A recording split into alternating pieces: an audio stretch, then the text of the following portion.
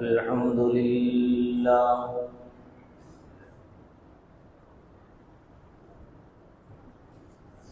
الحمد لله وحده والصلاة والسلام على من لا نبي بعده وعلى آله وأصحابه الذين أوفوا عهدا ونشهد أن لا إله إلا الله وحده لا شريك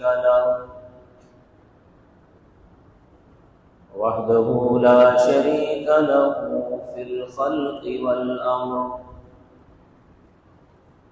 إرغاما لمن جحد به وكفر ونشهد أن سيدنا ومولانا محمدا عبده ورسوله صلى الله تعالى عليه وعلى آله وأصحابه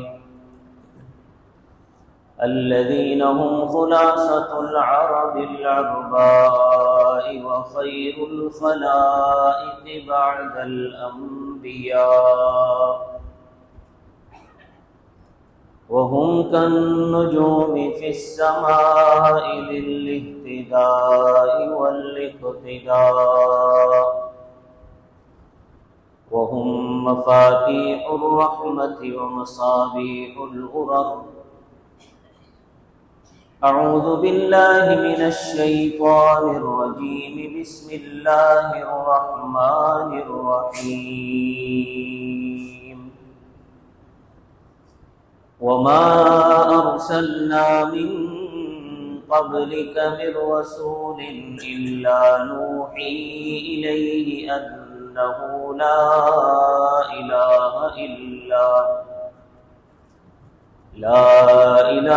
إلا أنا فاعبدون. صدق الله العظيم.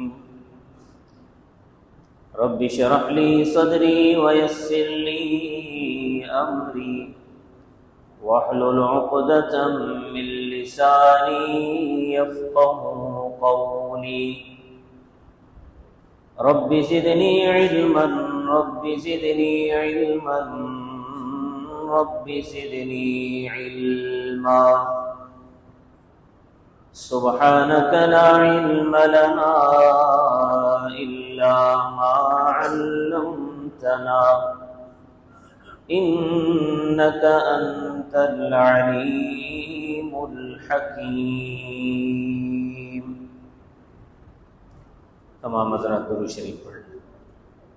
اللهم صل على محمد وعلى آل محمد كما صليت على إبراهيم وعلى آل إبراهيم إنك حميد مجيد. اللهم بارك على محمد وعلى آل محمد كما باركت على إبراهيم وعلى آل إبراهيم إنك حميد مجيد. معزز سامعین گرامی قدر، گزشتہ جمعہ میں نے عرض کیا تھا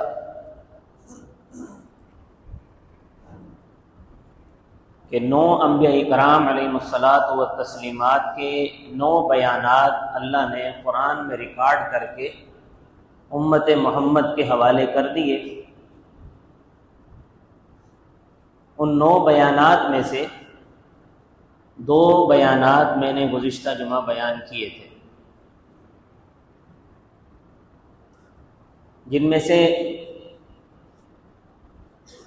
پہلا بیان حضرت نوح علیہ السلام کا تھا اور دوسرا بیان حضرت ہود علیہ السلام کا تھا.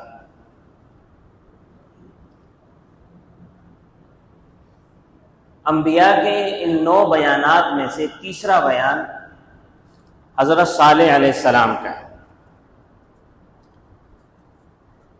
حضرت صالح علیہ السلام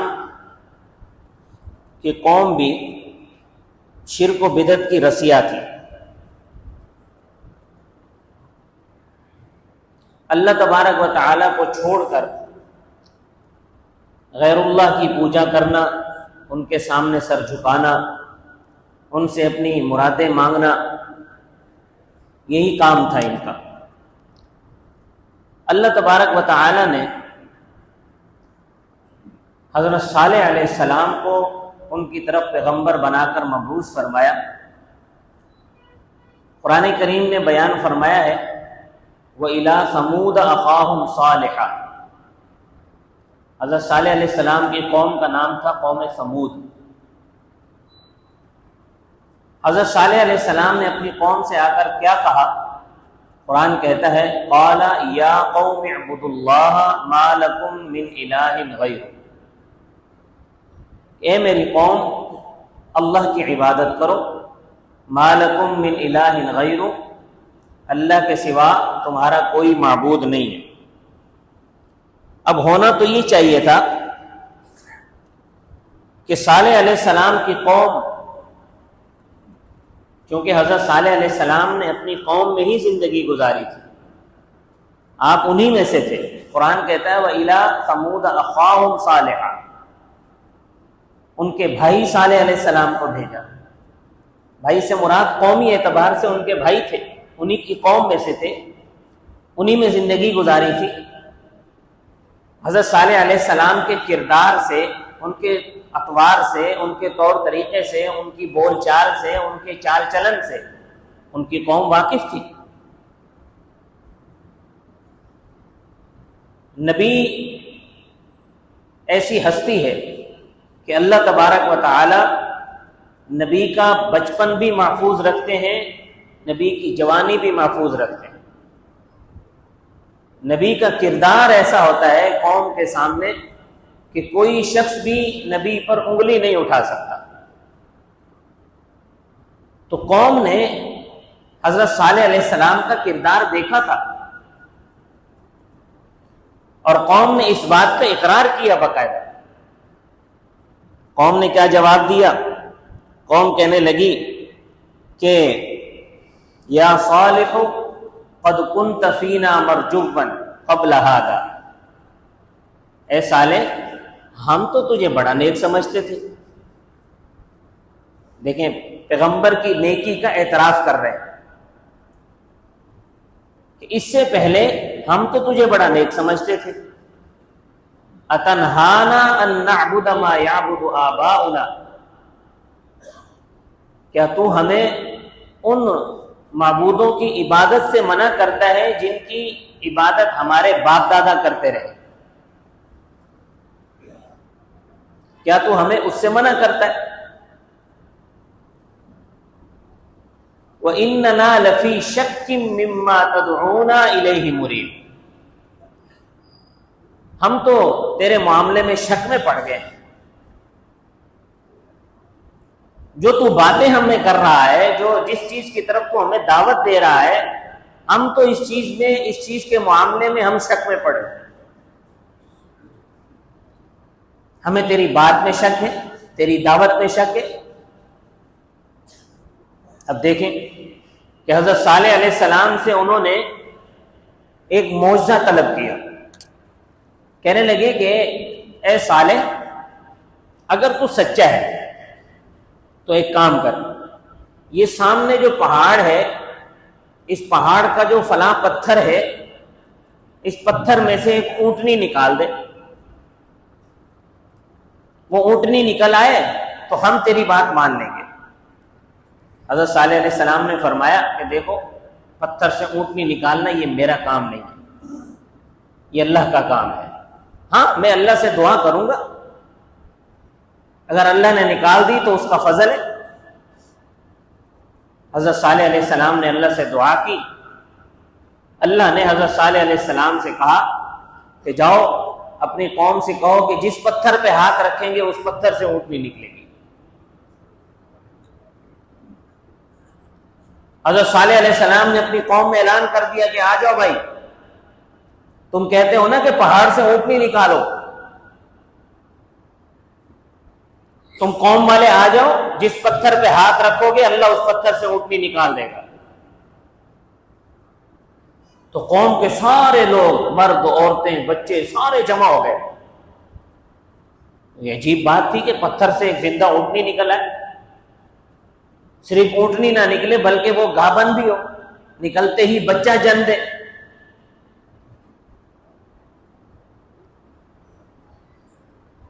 تو جب سارے جمع ہو گئے، حضرت صالح علیہ السلام نے پوچھا کہ بتاؤ کون سے پتھر سے نکلنی چاہیے اونٹنی؟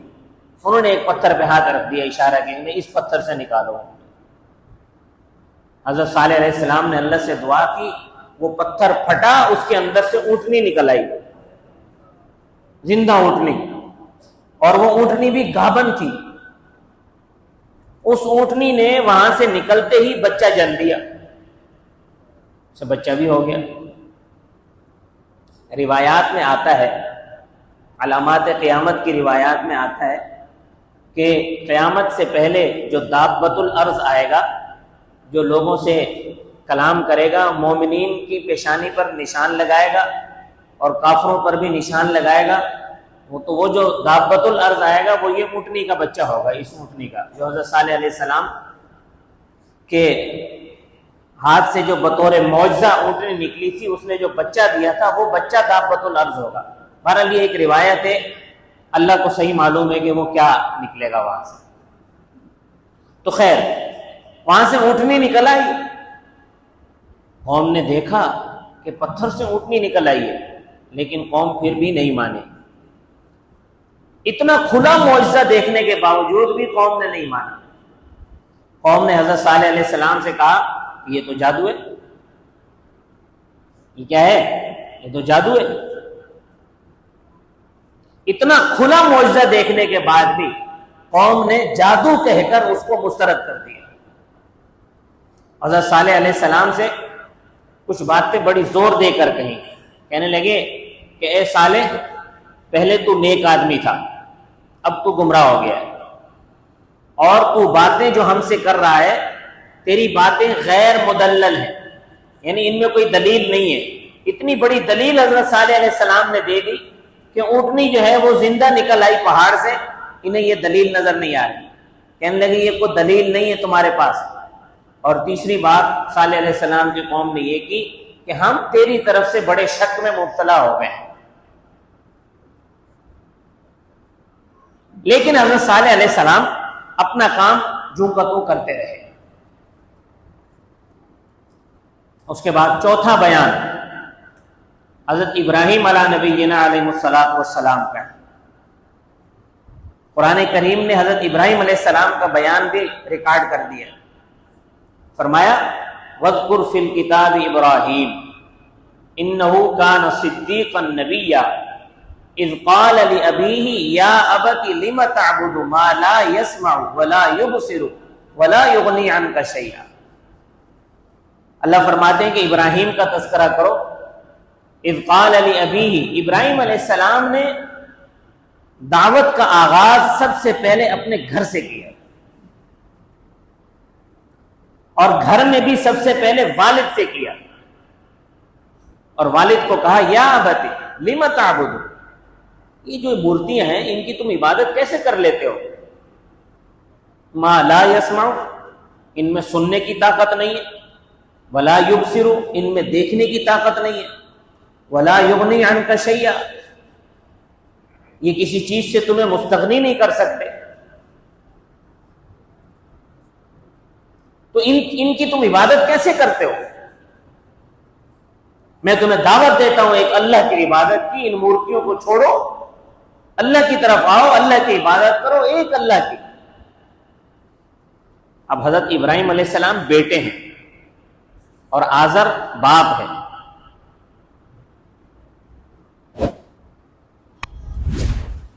ہونا تو یہ چاہیے تھا کہ باپ اپنے بیٹے کی بات کو توجہ سے سنتا کہ میرا بیٹا جو کہہ رہا ہے آیا یہ صحیح کہہ رہا ہے یا غلط کہہ رہا ہے، توجہ سے سنتا، اس پر غور کرتا، پھر جواب دیتا، بغیر غور کیے، بغیر توجہ کیے باپ نے فوراً کہا اراغب انت عن آلیتی یا ابراہیم لئن لم تنتہی لارجمنک واہجرنی ملیا۔ کہنے لگا کہ باپ نے بیٹے سے کہا کہ تو باز آ جا، اس بات سے تو باز آ جا، تو مجھے ان معبودوں کی عبادت سے منع کرتا ہے۔ لئن لم تنتہی، اور اگر تو باز نہ آیا، ارجمنک واہجرنی ملیا، میں تجھے سنسار کر دوں گا۔ سنسار کہتے ہیں کہ کسی کو پتھر مار مار کر قتل کر دینا، اس کو کہتے ہیں سنسار کرنا۔ باپ بیٹے سے کہہ رہا ہے کہ میں تجھے سنسار کر دوں گا اگر تو نے آئندہ یہ بات کی تو۔ ابراہیم علیہ السلام نے بڑی کوشش کی اپنے باپ کو سمجھانے کی، لیکن باپ سمجھ تو گیا ہوگا، لیکن ضد اور ہٹ دھرمی کی بنا پر ماننے سے انکاری تھا۔ ابراہیم علیہ السلام نے سوچا کہ چلو باپ نہیں مانتا تو قوم کو دعوت دیتا ہوں، اپنی قوم کو سمجھاتا ہوں۔ تو ابراہیم علیہ السلام اپنی قوم کے پاس گئے اور اپنی قوم کو کہا قال بل ربکم رب السماوات والارض الذی فطرہم، کہ میری قوم والوں تمہارے رب یہ معبود نہیں ہے، یہ بت نہیں ہے تمہارے معبود، بلکہ تمہارا رب کون ہے؟ رب السماوات والارض، جو آسمانوں اور زمین کا رب ہے، الذی فطرہم، جس نے ان کو بنایا ہے، جس نے ان کو سجایا ہے، آسمان کو سجایا ہے، زمین کو بچھایا ہے۔ وَأَنَا عَلَى ذَلِكُم مِّنَ الشَّاهِدِينَ، اور میں اس بات پر گواہ ہوں۔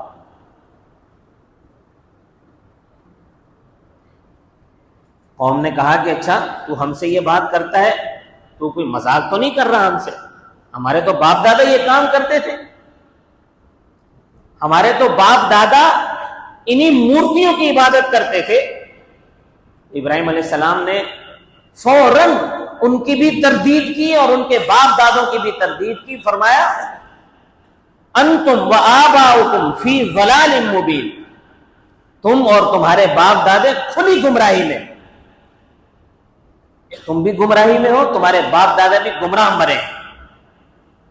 اب قوم پزل ہو گئی، پزل ہو کر کہنے لگے، ان کو امید نہیں تھی کہ ابراہیم علیہ السلام اتنی سختی سے تردید کر دیں گے، تو پزل ہو گئی قوم، کہنے لگی ابراہیم کو کوئی صحیح بات لایا ہے، ہم سے مذاق کر رہا ہے۔ انبیاء کرام علیہ السلام لگی لپٹی نہیں رکھتے تھے، یہ لگی لپٹی ہم لوگ رکھتے ہیں، انبیاء لگی لپٹی نہیں رکھتے تھے۔ قوم کی اتنی سختی سے تردید کی، ان کے باپ دادا کو سختی سے کہہ دیا کہ وہ گمراہ تھے۔ قوم کو سمجھ میں نہیں آیا کہ کیا کریں، ہم اس ابراہیم کو کیا جواب دیں؟ تو کہنے لگے کہ تم مذاق کر رہے ہیں ہم سے۔ جب بندے کے پاس جواب نہیں ہوتا تو یہی کہتا ہے کہ مذاق کر رہا ہے ہم سے۔ ابراہیم علیہ السلام نے کہا میں مذاق نہیں کر رہا ہوں، دیکھنا تمہارے معبودوں کے ساتھ میں کیا کرتا ہوں۔ ابراہیم علیہ السلام نے ان کے معبودوں کو ایک دن توڑ تاڑ کے پھینک دیا۔ قوم آئی، جب واپس دیکھا تو ان کے سارے معبود ٹوٹے ہوئے ہیں۔ آپس میں ایک دوسرے سے کہنے لگے، جو اس وقت کا بادشاہ تھا نمرود، آپس میں ایک دوسرے سے کہنے لگے کہ جس نے بھی کیا ہے بڑا ظلم کیا ہے، بڑا غلط کام کیا ہے۔ تو ان میں سے ایک شخص نے کہا سمعنا فتى يذكرهم يقال له ابراہیم، کہ ہمارے معبودوں کے بارے میں ایک شخص بہت برا برا کہتا ہے، اس کا نام ابراہیم ہے، یہ لگتا ہے اس کا کام۔ ابراہیم علیہ السلام کو بلایا گیا، پکڑ کے لایا گیا، پوچھا ابراہیم علیہ السلام سے کہ یہ تم نے کیا ہے؟ ابراہیم علیہ السلام نے ایسی بات کی کہ بات بھی ہو جائے اور جھوٹ بھی نہ ہو، کیونکہ نبی ہے، نبی سے تو جھوٹ کا نکلنا محال ہے۔ تو فرمایا بل فعلہ کبیرہم ھذا فاسألوہم، بڑے سے پوچھ لو،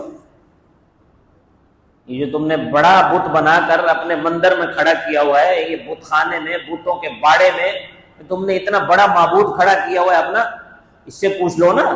تم سمجھتے ہو نا کہ یہ تمہیں بیٹے دیتا ہے، تم سمجھتے ہو نا یہ تمہیں رزق دیتا ہے، تم سمجھتے ہو نا یہ تمہیں بارشیں، تمہارے لیے بارش برساتا ہے، تم سمجھتے ہو کہ یہ تمہاری تکلیفیں دور کرتا ہے، تمہاری مصیبتیں دور کرتا ہے، تم سمجھتے ہو کہ یہ تمہیں راحتیں دیتا ہے، تو اب اس پر مصیبت آئی ہے نا تو اس سے پوچھ لو۔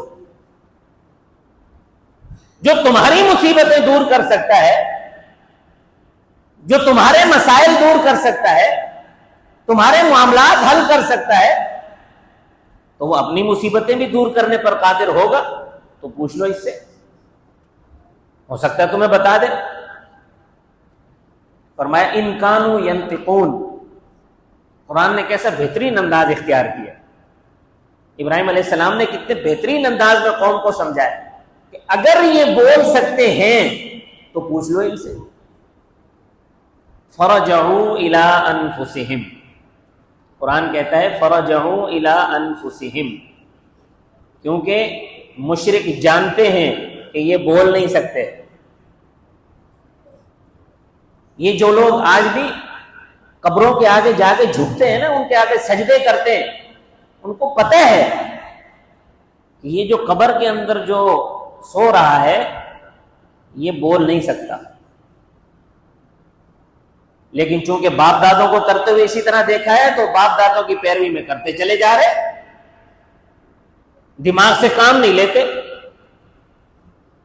اور ان کو منع کیا جائے تو کہتے ہیں لو ہمارے باپ دادا غلط کرتے تھے۔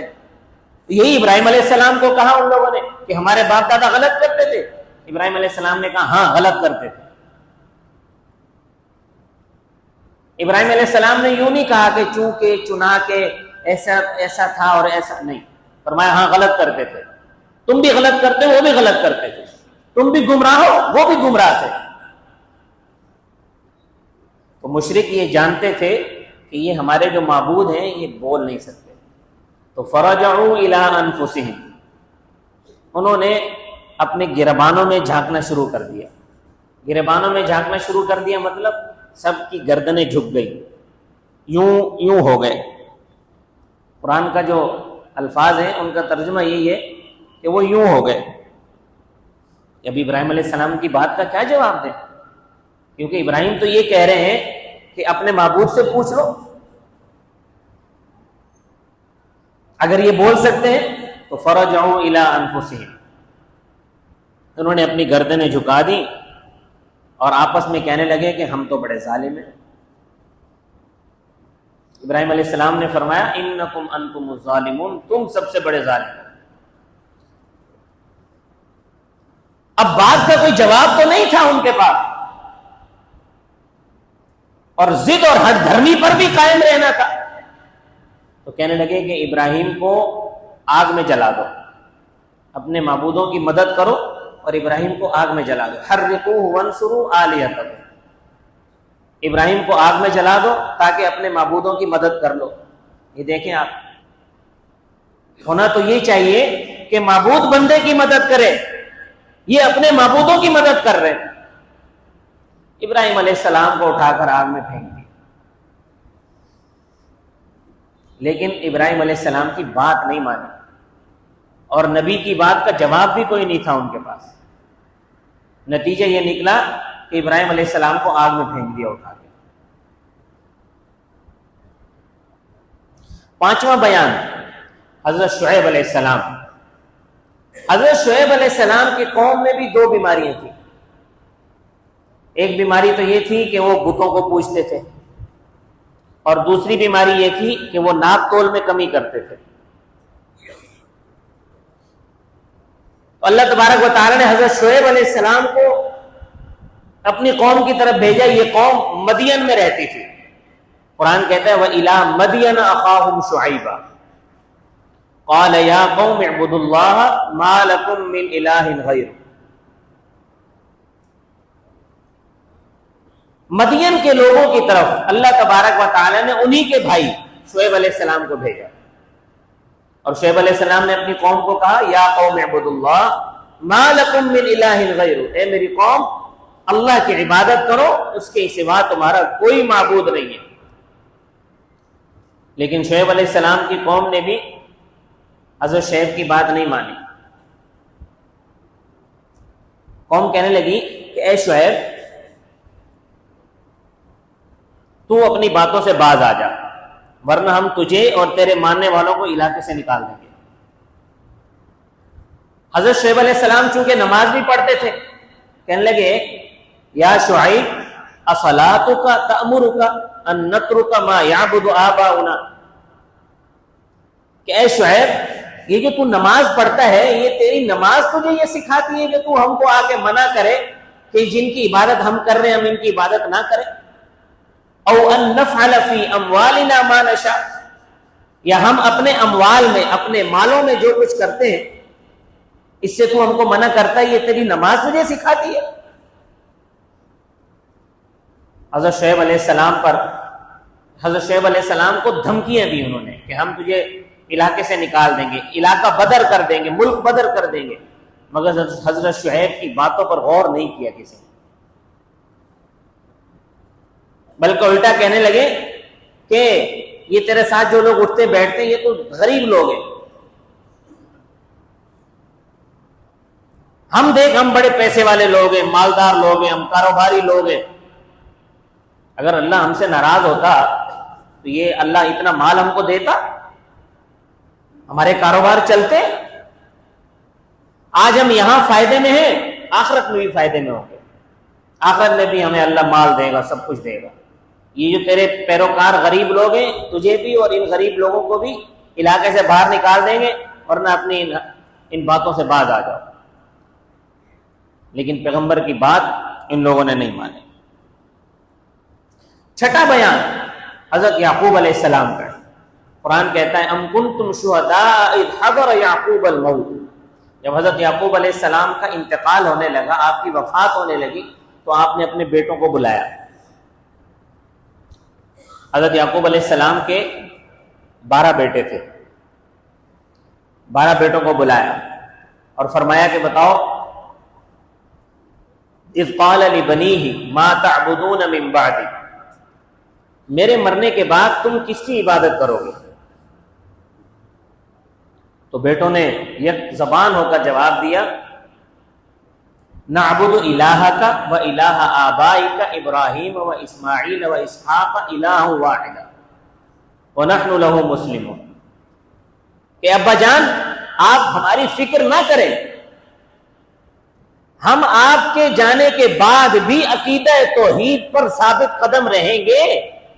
آپ کے معبود، آپ کے آباء و اجداد کے معبود، آپ کے آباء و اجداد کون؟ ابراہیم و اسماعیل و اسحاق، ابراہیم، اسماعیل اور اسحاق کے جو معبود ہیں اللہ، الہ واحدہ، جو کہ ایک اللہ ہے، ہم اسی کی عبادت کریں گے۔ تو آپ ہماری طرف سے فکر مند نہ ہو، وَنَحْنُ لَهُ مُسْلِمُونَ، ہم ماننے والوں میں سے۔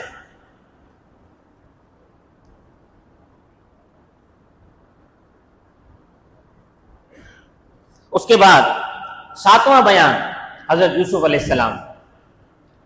حضرت یوسف علیہ السلام کو جب مصر کے قید خانے میں ڈال دیا گیا، تو مصر کے قید خانے میں حضرت یوسف علیہ السلام نے جو اپنے قیدی ساتھی تھے ان کو اپنے بھائیوں کے کنویں میں ڈالنے کا دکھڑا نہیں سنایا، بھائیوں کے ظلم و ستم بیان نہیں کیے، مصر میں اپنا غلام ہو کر بکنا یہ بیان نہیں کیا، زلیخا کی مکاری بیان نہیں کی، مصر کی عورتوں کی مکاریاں بیان نہیں کی، بلکہ اپنے جیل کے ساتھیوں سے کہا یا صاحبی السجن ارباب متفرقون خیر ام اللہ الواحد القہار، کہ اے میرے جیل کے ساتھیوں ذرا مجھے بتاؤ کہ اتنے سارے معبود جو تم لوگوں نے بنائے ہوئے یہ بہتر ہے ام اللہ الواحد القہار، یا ایک اللہ بہتر ہے جو قہار ہے؟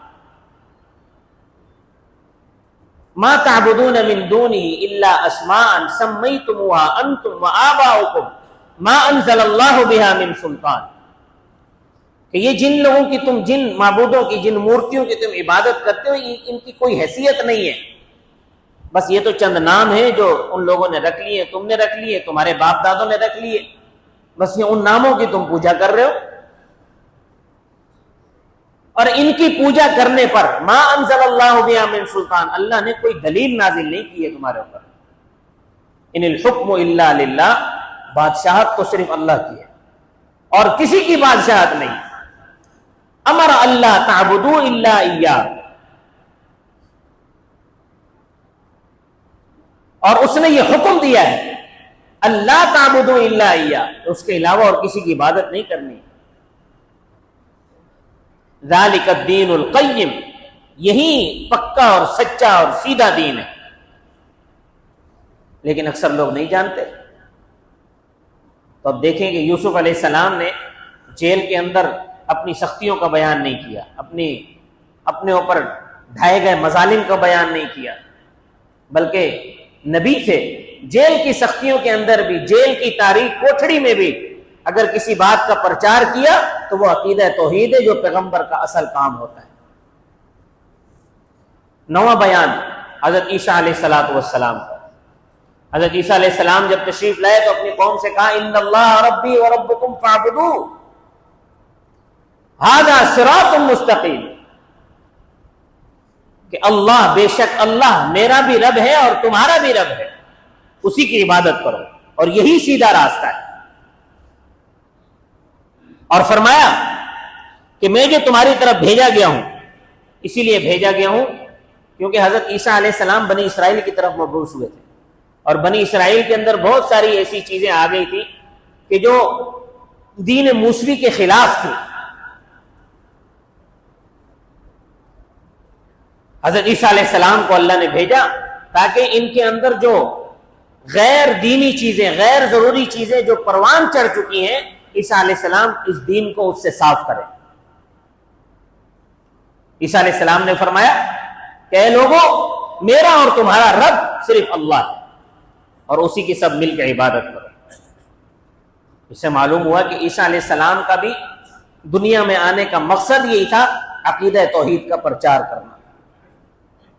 نواں اور آخری بیان امام الانبیاء سرور دو عالم صلی اللہ علیہ وسلم کا ہے، جنہوں نے اپنی قوم میں 40 سال اس عالم میں گزارے کہ آپ کی قوم بھی، مشرکین مکہ بھی آپ کو امانت دار، دیانت دار کہتے تھے۔ ان 40 سالوں میں مکہ کے لوگوں میں سے کسی کو یہ جرت نہیں تھی کہ آپ پر کوئی انگلی اٹھا سکے۔ 40 سال آپ نے اس عالم میں گزارے۔ اس کے بعد جب آپ صلی اللہ علیہ وسلم نے 40 سال کے بعد نبوت کا اعلان فرمایا، فران کی چوٹیوں پر کھڑے ہو کر لوگوں کو کہا یا ایھا الناس قولوا لا الہ الا اللہ تفلحون، کہ اے لوگوں قولوا لا الہ الا اللہ، کہو کہ اللہ کے علاوہ کوئی معبود نہیں ہے، تفلحون، تم کامیاب ہو جاؤ گے۔ اور فرمایا اے لوگوں قل انما انا منذر وما من الہ الا اللہ الواحد القہار، کہ میں تمہیں ڈرانے والا ہوں صرف اس بات سے کہ تمہارا معبود صرف اللہ ہے جو اکیلا ہے اور قہار ہے۔ اور فرمایا فَاعْلَمْ أَنَّهُ لَا إِلَهَ إِلَّا اللَّهُ، تم لوگ جان لو لا الہ الا اللہ، اللہ کے سوا کوئی الہ نہیں۔ اب ہونا تو یہ چاہیے تھا کہ مکہ کے لوگ حضور اکرم صلی اللہ علیہ وسلم کی بات پر غور کرتے، اس کو سمجھتے کہ یہ کیا کہہ رہے ہیں، لیکن قوم نے کہا وقال الکافرون، قرآن نے بیان کہ وقال الکافرون ھذا ساحر کذاب، لوگ کہنے لگے، کافر کہنے لگے ھذا ساحر کذاب، معاذ اللہ یہ تو جادوگر ہے اور جھوٹا ہے۔ حضور اکرم صلی اللہ علیہ وسلم کو ساحر کہا، جادوگر کہا، جھوٹا کہا، آپ پر ظلم و ستم کے پہاڑ توڑ ڈالے۔ کون سا ایسا ظلم نہیں تھا جو آپ پر روا نہیں رکھا گیا؟ کبھی آپ کو مجنون کہا، کبھی آپ کو شاعر کہا، کبھی آپ کو پاگل کہا، کبھی یہ کہا کہ اس پر کسی نے جادو کر دیا ہے۔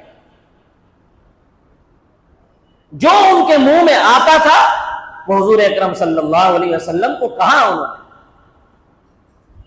اور جو لوگ آپ پر ایمان لے آئے تھے ان پر بھی ظلم و ستم کے پہاڑ توڑ ڈالے، لیکن پیغمبر کی بات نہیں مانی، ضد اور ہٹ دھرمی ایسی، کہتے تھے اِنَّا لَتَارِكُ آلِهَتِنَا لِشَاعِرٍ مَجْنُونٍ، کہ کیا ہم اپنے معبودوں کو اس شاعر اور مجنون کے کہنے پر چھوڑ دیں؟ معاذ اللہ، نبی کریم صلی اللہ علیہ وسلم کو شاعر اور مجنون کہتے تھے، لیکن حضور صلی اللہ علیہ وسلم کی باتوں کا جواب نہیں تھا، ان کے پاس بھی جواب کوئی نہیں تھا، لے دے کر بس یہی جواب بچتا تھا کہ ہمارے باپ دادا یہ کرتے ہیں، ہمارے باپ دادا نے کیا لہذا ہم بھی کر رہے ہیں۔ چنانچہ اللہ تبارک و تعالی نے جو شرک کے اندر اس حد تک ڈوبے ہوئے تھے کہ حضور اکرم صلی اللہ علیہ وسلم کو تکلیفیں دینے میں، پریشان کرنے میں کوئی دقیقہ جنہوں نے نہیں چھوڑا تھا، انہیں اللہ نے بدر کے اندر ایسی سزا دی کہ 70 سردار کافروں کے مارے گئے اور 70 گرفتار ہوئے۔ اللہ تبارک و تعالی نے حضور اکرم صلی اللہ علیہ وسلم کو اور صحابہ کرام کو بدر میں فتح عطا فرمائی۔ پھر فتوحات کا ایسا دور چلا کہ تھوڑے ہی عرصے میں پورا کا پورا عرب فتح ہو گیا اور پورے عرب کے اندر اسلام کا ڈنکا بجنے لگا۔ تو ان تمام آیات بینات سے یہ بات واضح ہو گئی کہ اس دنیا کے اندر جتنے پیغمبر تشریف لائے ان سب کی آمد کا مقصد یہی تھا کہ لوگوں کو بتوں سے ہٹا کر، غیر اللہ سے ہٹا کر ایک اللہ کی عبادت پر لگا دیں۔ اور تمام پیغمبروں نے اس راستے میں، اس توحید کے راستے میں ہر ظلم برداشت کیا، ہر ستم برداشت کیا، اپنی قوموں کے طعنے برداشت کیے، اپنے اوپر گالیاں برداشت کی، لیکن اپنے راستے سے، اپنے مشن سے 1 انچ پیغمبر پیچھے نہیں ہٹے۔ اور مشن کیا تھا؟ عقیدہ توحید کا پرچار، عقیدہ توحید کا اعلان، اور پیغمبروں نے یہ کام بڑے احسن طریقے سے کیا۔ ہمارے نبی کریم صلی اللہ علیہ وسلم نے بھی اپنی قوم کو عقیدہ توحید ہی سمجھایا، کیونکہ مکہ کے اندر 360 بت رکھے ہوئے تھے، جو اللہ کا گھر تھا، خالص اللہ کا گھر تھا، اس اللہ کے گھر میں غیر اللہ کی پوجا ہو رہی تھی۔ تو اس لیے ہماری ذمہ داری بنتی ہے کہ اگر ہم بھی کسی بھی طرح سے شرک میں مبتلا ہیں تو اس کو چھوڑ کر عقیدہ توحید پر اپنے آپ کو گامزن کریں، کیونکہ یہی سیدھا راستہ ہے، یہی انبیاء والا راستہ ہے، یہی صحابہ والا راستہ ہے، یہی تابعین و تبع تابعین والا راستہ ہے، اور یہی راستہ ہمیں جنت میں لے کر جائے گا۔ اگر اس راستے سے ہٹ گئے تو یہ شرک اتنا بڑا جرم ہے، اتنا بڑا ظلم ہے کہ اللہ تبارک و تعالی صرف اس گناہ کو کبھی بھی معاف نہیں فرمائیں گے، باقی سارے گناہ معاف فرما دیں گے۔ اللہ اپنے فضل سے سارے گناہ معاف فرما دیں گے، شرک کبھی معاف نہیں کریں گے۔ مشرک ہمیشہ جہنم میں رہے گا، جہنم سے کبھی اس کو خلاصی نہیں ملے گی، جہنم سے کبھی نہیں نکلے گا۔ جس نے شرک نہیں کیا، حضور اکرم صلی اللہ علیہ وسلم کا وہ امتی جس نے کبھی شرک نہیں کیا، اللہ کا وعدہ ہے کہ میں اسے ضرور جنت میں داخل کروں گا، اگرچہ اپنے گناہوں کی سزا بھگت کر جہنم میں سزا بھگتنے کے لیے جائے گا ضرور، مگر جہنم سے نکال کر جنت میں ضرور داخل ہوگا، کیونکہ نبی علیہ السلام کا امتی ہے۔ لیکن اگر اس امتی نے شرک کیا ہوگا تو کبھی نہیں نکلے گا جہنم سے۔ اللہ تبارک و تعالی مجھے اور آپ کو عقیدہ توحید پر ثابت قدمی عطا فرمائے اور ہم سب کو جہنم سے محفوظ فرمائے۔ وما علینا الا البلاغ۔